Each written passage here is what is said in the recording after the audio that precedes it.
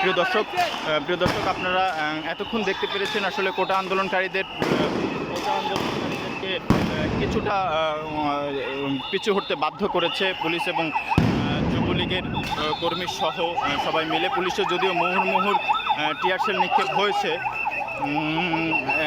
এতক্ষণ ত্রিমুখী সংঘর্ষ বেশ কিছুক্ষণ যাবৎ চলছিল। যদিও কোটা আন্দোলনকারীরা পিছু হটতে বাধ্য হয়েছে, কিন্তু কোটা আন্দোলনকারীরা তাদের নিজের শক্ত অবস্থান কিন্তু এখনও ধরে রেখেছেন। কোটা আন্দোলনকারীরা তাদের জায়গাটা থেকে কিছুটা পিছুপা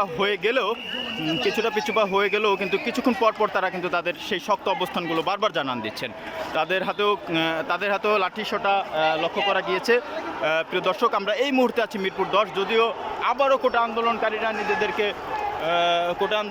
আবারও এগিয়ে আসছে।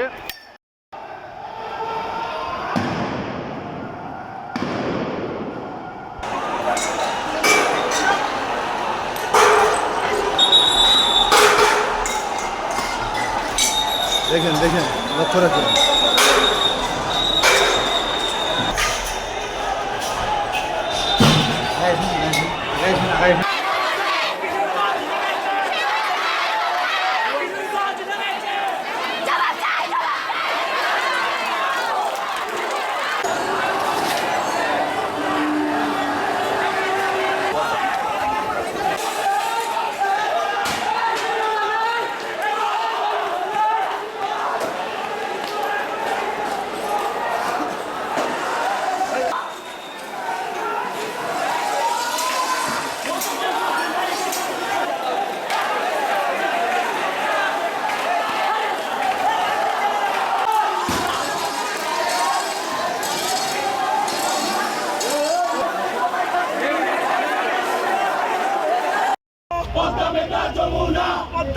যমুনা তোমার আমার ঠিকানা, রাজপথে নামিস না, পিঠের চামড়া থাকবে না, রাজপথে নামিস না।